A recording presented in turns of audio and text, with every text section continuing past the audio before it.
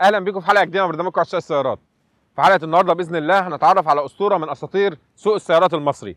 بدانا الاساطير بتاعتنا بالعربيه التويوتا كرولا الجمل، ومرينا على اللانوس والفيرنا، والنهارده باذن الله هنتفرج على اللانسر البومه. اسم غريب طبعا، ولكن طرازات ميتسوبيشي لانسر في السوق المصري من اول معرفتنا بيها واحنا بدانا نسميها مسميات دارجه، لان العربيات دي عربيات شعبيه وكل الناس بتحبها. بدانا طبعا بلانسر عيون صفيه، بعد كده مرورا بلانسر البطه، لانسر الكريستاله، ولانسر المكوى، والنهارده هنتفرج باذن الله على لانسر البومه. ومفاجاه النهارده ان انتوا هتعرفوا ان العربيه لانسر بومه تعتبر فيس ليفت بس من العربيه لانسر المكوى. نفس الصالون، نفس الجناب، هي مجرد اختلاف في الوجه والمؤخره، وطبعا المواتير المتاحه. النهارده باذن الله هنعرف مميزات وعيوب العربيه لانسر بومه، وهنعرف هل فعلا تستاهل سعرها المبالغ فيه جدا في سوق السيارات المستعمله اللي وصل النهارده ل 200,000 جنيه للعربيه ال 2008 السوبر اكشن. هل ده كلام منطقي؟ وصحيح اخر حاجه، هو يعني ايه سوبر اكشن؟ وايه الفرق ما بين العاديه وال 1300 وال 1600؟ في بينهم اختلافات ولا لا؟ حاجات كتير ومعلومات مهمه جدا هنتفرج عليها النهارده في حلقتنا وهنعرفها مع بعض. ويلا بينا نبدا حلقتنا ونتعرف على اللانسر البومه. اول حاجه بتقابلنا طبعا المقدمه اللي مرسومه بعنايه، اللي زي ما شايفين الشبك الرياضي الواسع قوي في الاكسدام الامامي، والشبكه الكبيره قوي اللي بتامن تهويه جيده للموتور اللي موجوده في مقدمه السياره في غطاء المحرك. طبعا زي ما شايفين الفوانيس الكبيره اللي بتامن اضاءه جيده. جناب العربيه جايه بشكل كلاسيكي قوي بجرايد الابواب اللي انتهى التصميم ده من بدري، ولكن طبعا مناسب للفتره التصميميه اللي ظهر فيها التصميم ده من السيارات. طبعا هنيجي هنا ده لمؤخره السياره اللي برضو مرسومه بعنايه وشكلها جميل، فوانيس كبيره بتامن اضاءه جيده. زي ما شايفين السبويلر العالي قوي ده، والزوايد اللي موجوده في الاكسدامين امامي وخلفي وفي العتب، ودول خاصين بالنسخه الرياضيه اللي هي زي ما قلنا السوبر اكشن. العربيه اول ظهور ليها كانت اكسداماتها جايه بانسيابيه مع جسم العربيه، بعد كده حصل ليها فيس ليفت واخدت بوتوكس في وشها وكبرت الشفه وبقت بالشكل اللي احنا شايفينه دلوقتي، وده كان افضل في التصادمات، وده اللي هيودينا لان العربيه اخده 3 نجوم من 5 في اختبارات التصادم، وده راجع لانها ما قدرتش تحافظ على ركابها في اختبارات التصادم الجانبيه. العربيه بتصميم شكل جميل انسيابي اتفرجنا عليه من بره. يلا بينا نتفرج على صالون العربيه. هنبدا دلوقتي نتعرف على اهم واقوى نقطه في اللانسر البومه، صالون العربيه. تعالوا بينا نتفرج مع بعض اولا على الباب. الفتحه بتاعت الباب تعتبر ضيقه شويه، مش الفتحه الواسعه، ولكن الباب الخامه اللي فيه اول حاجه هتقابلنا هنا الجلد الطري. فاكرين انا في كل العربيات اللي بقيمها تقريبا في العربيات الحديثه بنلاقي هنا بيبقى بلاستيك جامد، صح؟ لا، هنا في خامه طريه ممتازه. هنا برضو القطيفه شايفين هنا في بلاستيك ولكن بعيد عن ايدك، تمام؟ المقابض النيكل، 4 ازاز كهرباء، والتحكم طبعا في الزجاج الخلفي. هنيجي نبدا هنا وندخل جوه العربيه بتاعتنا. قاعده العربيه في المجمل يمكن واطيه شويه، تمام؟ ولكن برضو هنقابل هنا الخامات الممتازه قوي. يعني تعالوا بينا نتفرج هنا كده. الطاره الجلد، طبعا احنا بنتكلم على الكامله، الطاره الجلد المتخيطه، تمام؟ هنتفرج هنا على، شوفوا هنا بقى الخامه، اسمع كده،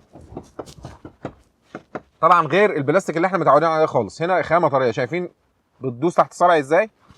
هنيجي هنا طبعا لزرار مفتاح الشبوره اللي في مكان غريب شويه. هنا المفتاح بتاع المرايات الكهرباء، تمام؟ فتحه التكييف. فتحات التكييف هنا مكانها رخم شويه، ليه؟ لانها تحت ايدك على طول، فلما هتسقع هتتجلج ايدك. يعني وانت سايق المفروض، انا عن نفسي لما ببقى سايق ببقى ماسك الطاره كده. الطاره كده هي دلوقتي قاعده تخبط في ايديا انا، بتبرد ايدي انا، مش بتبرد وشي، تمام؟ فدي يمكن غلطه في التصميم، او يمكن هو التصميم اجبرهم على كده. نيجي هنا طبعا ده هنا المفتاح التحكم في ارتفاع الاضاءه. وهنيجي هنا للطاره ثلاثيه الاذرع اللي شكلها جميل وبسيط جدا، والعدادات اللي طبعا مناسبه للجيل ده، اللي زي ما قلنا العربيه دي ابتداء من الجيل اللي بادئ من 2001، فطبعا من 2001 فكان ده العدادات دي شكلها معقول قوي. طبعا زي ما شايفين اهوت الار بي ام، تمام؟ عداد السرعه، شاشه وسطيه صغيره بتدي بيانات بسيطه قوي، تمام؟ وعندك هنا العلامات بتاعه النقل، البي والار والان والدي، والدي اس دي اللي هي الدي سبورت يعني، او القياده الرياضيه، تمام؟ وطبعا مؤشر الحراره، وتحت منه مؤشر البنزين. وزي ما شايفين هنا اللوحه الصغيره دي او الشاشه الصغيره بتبين التريب وبتبين الكيلوات الاجماليه للسياره، تمام؟ دي كده العدادات بتاعتنا. هنيجي هنا للتابلو، تابلو انسيابي، والتابلو ده نسخه من التابلو بتاع اللانسر زي ما قلنا اللي بنسميها المكوى، اللي هو الموديلات من 2001 ل 2003. في بعض العربيات بيكون المنطقه دي او المنطقه دي من التابلو بتكون عباره عن الخامه اللي هي الخشبيه. تمام. هنيجي هنا طبعا 2 ايرباج، واحده هنا واحده في الطاره، العربيه سوبر اكشن الكامله. تمام. هنا برضو زي ما قلنا الخامه الجيده، نفس القصه هنا، المخمل، الجلد، المقبض النيكل. هنيجي هنا للدرج، درج يعتبر حجمه كويس، مش كبير ومش صغير. تمام. هنا فتحات التكييف، والمفروض ان العربيه بتنزل السوبر اكشن بتاعتها اللي هي الكامله بتنزل هنا بكاسه 6 اسطوانه ولكن اوديو. تمام. تصميم بسيط وطابلون انسيابي، وطبعا تصميم بالنسبه لعصره او بالنسبه لجيله فهو سابق جيله. تمام. لما يكون ده تصميم من 2001 فهو تصميم ممتاز. طبعا زي ما شايفين كده، هنا المرايه الحافظه هنا بتاعت الكروت، نفس القصه الناحيه الثانيه. تمام. هنيجي هنا ده الاضاءه بتاعت القرايه، هنا فتحه السقف بتاعتنا زي ما شايفين. طبعا دي النسخه الكامله بتاعتها اللي هي ال 1600 السوبر اكشن. تمام. بعد كده طبعا الفرش الجلد بتاعنا اللونين في الطابلو، اللي هو زي ما شايفين اللي هو من تحت لونه بيج ومن فوق لونه رصاصي وبعد كده اللون الاسود، شويه تطعيمات جميله. ده كده صالون العربيه من قدام. انا دلوقتي طبعا قاعد مستريح، ولكن زي ما قلنا ان هي قعدتها واطيه شويه، بتديك الاداء الرياضي شويه، مقربه من الهوندا سيفيك سنه. تمام. تعالوا بينا نتفرج دلوقتي على الصالون من ورا، الصالون الخلفي. الصالون من ورا هيقابلنا برضه نفس الفكره، الباب الفتحه بتاعته مش واسعه قوي، ولكن هنلاقي هنا القعده من ورا مستريحه كتير. عارف ليه؟ ده راجع لقاعده العجلات ل 2 متر و60، فطبعا ده موفر لك صالون راحه. زي ما شايفين هنا رجلي قاعده مستريحه وانا قاعد هنا مستريح. يمكن هنا الطوال هيتضايقوا شويه من ارتفاع السقف، ولكن كويس. في هنا زي ما شايفين كده نفق فتيس عالي قوي، فده ما يسمحش ان حد بالغ يقعد ورا ثالث. يعني زي ما شايفين لو انا كده قعدت ثالث هبقى قاعد زي ما شايفين كده ايه، قاعد مقرفص كده. طبعا مش هتنفع انك تقعد كده وتضايق اللي حواليك، ولكن برضه في النهايه الصالون ممكن ياخد 3 بالغين. طبعا عندك هنا المسند الوسطي. تمام. زي ما شايفين هنا اللي بترفع، هنا في جيب، هنا زي ما شايفين هنا طفايه سجاير، وهنا 2 كاب هولدر امامي. تمام. مفيش هنا طبعا عندنا مفيش هنا فتحات في الابواب اننا نحط فيها زجاجات زي ما احنا متعودين في اغلب العربيات. تمام. نظام صوتي زي ما قلنا كاسيت بيكون 6 اسطوانات و4 سماعات، 2 في الباب الامامي و2 في الكوبيستا الخلفيه زي ما شايفين كده. صالون بسيط قوي لكن بصراحه مميز، وفي نفس الوقت القعده فيه مريحه. كده اتفرجنا على صالون العربيه، يلا بينا نتفرج على الشنطه ومساحتها. شنطه العربيه طبعا اول حاجه بتقابلك هنا السبويلر العالي قوي ده والتقيل برده في نفس الوقت. سبويلر فعلا تقيل برخامه يعني، كمان بيضايق حتى ايه فتحه العربيه. تمام. هنيجي هنا نلاقي الصاج مفيش هنا تغليف خالص. تمام. هنيجي هنا للشنطه، الشنطه حجمها كويس وحافه التحميل مش عاليه قوي، والحجم بتاعها معقول. يمكن مش تعتبر من الشنطات الكبيره او من تراك كبير. هنا طبعا زي ما شايفين الفرده الخامسه وبتكون سبور، لان زي ما عارفين العربيه بتنزل اصلا بجنود سبور. كده اتفرجنا على الصالون وعلى الشنطه والشكل الخارجي. بعد الفاصل باذن الله هنتفرج على نقطه القوه المهمه قوي في العربيه دي، موتور العربيه. يلا بينا. وعشان نقرب من بعض اكتر ونوصل لبعض اسرع ونواكب كمان كل التطور التكنولوجي، نزلنا لكم تطبيق جديد خاص بينا على جوجل بلاي لكل الموبايلات الاندرويد. من موبايلك الاندرويد هتفتح مصدر نت سواء واي فاي او بيانات هاتف، وهتفتح جوجل بلاي وتكتب في البحث غنايم، هيظهر لك التطبيق بتاعنا. هتدوس على تنزيل وتنزل على تقييم وتعطينا 5 نجوم، وتكتب لنا كمان تعليق لو امكن، وبعدين تدوس على فتح. كده التطبيق معاك، وهيجي لك اشعار بكل جديد لينا بدون ما يفوتك ولا حلقه. ودلوقتي يلا بينا نتابع حلقتنا. نقطة القوة الكبيرة قوي في العربية الماتسوبيشي لانسر بوما أنا بعتبرها موتور السيارة. العربية دي نزلت في المنطقة بتاعتنا بموتورين، موتور 1300 وموتور 1600. موتور 1300 بيخرج 88 حصان 120 نيوتن، والموتور 1600 بيخرج 106 حصان و150 نيوتن. الموتورين بتكنولوجيا متوسطة ما بين المواتير الحديثة قوي وما بين المواتير القديمة. الموتور ده انا كنت سالت سؤال من كام يوم لو انتم متابعين البث المباشر بتاعنا، وكنت سالت ايه هو الموتور ال 16 صباب وبكامه واحده. هو موتور اللانسر من اشهر المواتير اللي بيشتغل بكامه واحده. زي ما شايفين هنا ترس واحد وكامه وسطيه هنا بتقسم على 16 صباب، 8 دخول و8 خروج. طبعا زي ما شايفين هنا موبينتين منفصلين بيغذي، كل موبينه بتغذي 2 بوجيه. وزي ما شايفين المنفذ بالمعدن النظام القديم، ولكن زي ما قلنا نظام متوسط ما بين الحديث قوي والنظام القديم.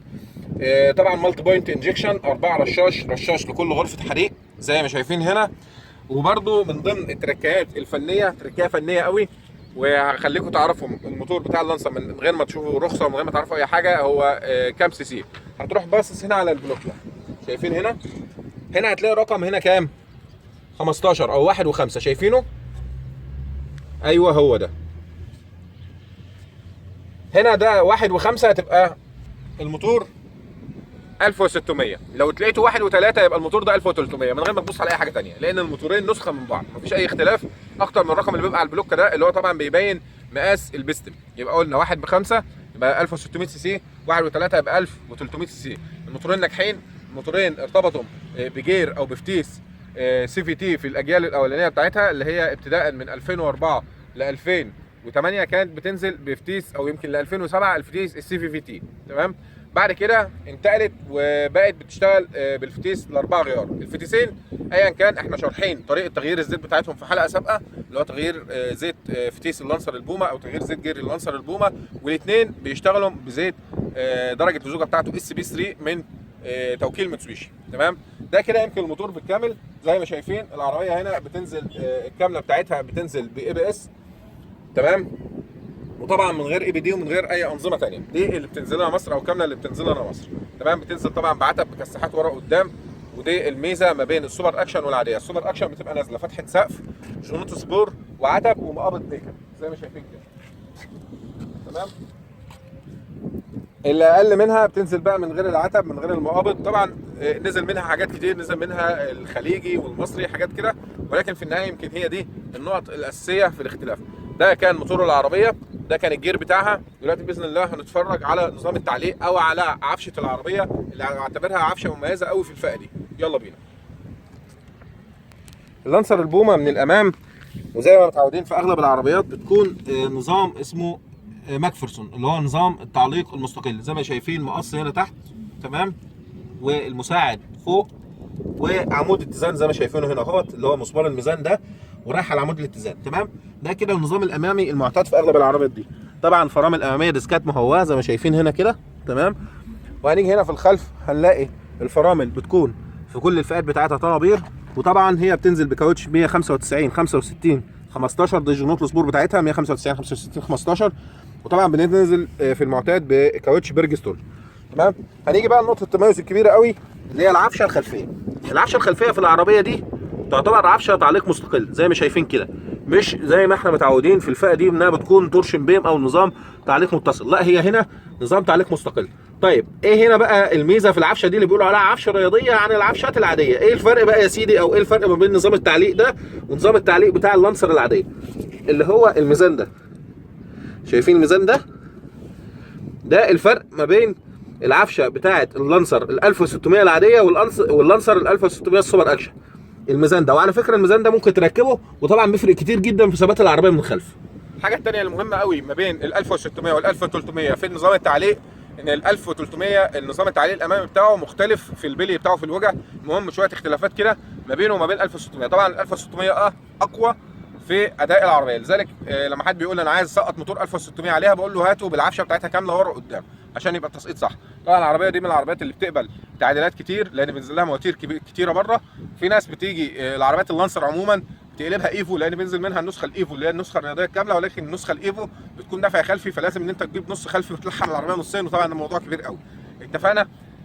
دي كده اللانسر البومه داخليا وخارجيا وموتور وكل حاجه، كل ده حاجات جميله. يهمنا في النهايه اختبار الاداء بتاعنا. هنطلع دلوقتي باذن الله نختبر ادائها ونشوف مدى ثبات العربيه ومدى الراحه بتاعتها ومدى قوه الموتور، هل باينه على العجلات ولا كلام على ورق.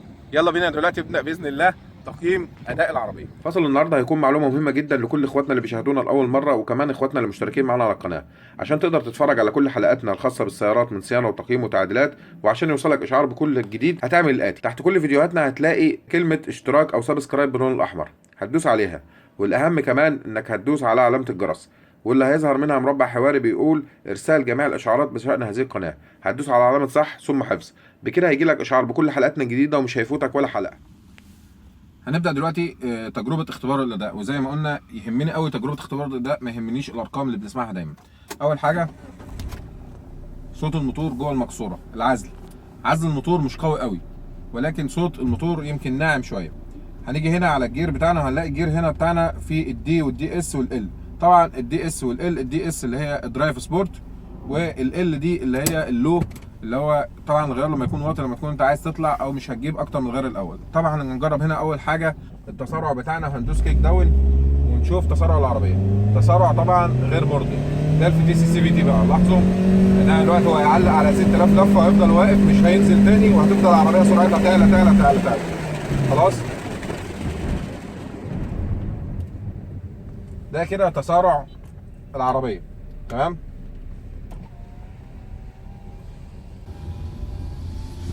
طبعا التسارع بتاعها مش مرضي قوي، ولكن هي مش عربيه رياضيه، هي عربيه عائليه. دلوقتي هنجرب باذن الله الثبات بتاعه. زي ما قلنا، زي ما احنا متعودين، هنمشي على سرعه 60 كيلو، نبدا نموج بالعربيه ونشوف مدى الثبات بتاعها. تمام. طبعا زي ما شايفين ثباتها على قده خالص. تمام. او غير متناسب مع شهره العربيه.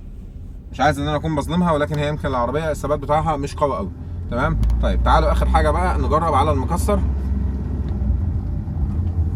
تمام. ونشوف عفش العربيه على المكسر عامله ايه. طبعا هي عفشه مريحه وبتميل للراحه اكتر ما بتميل للثبات. تمام. دي كده تجربه اختبار الاداء. اخر حاجه طبعا هنجرب اختبار الفرامل والاي بي اس على الرمله. طبعا زي ما شفنا ما شاء الله فراملها ممتازه. ده كده اختبار الاداء. طيب هنتكلم دلوقتي على الرأي النهائي في العربية.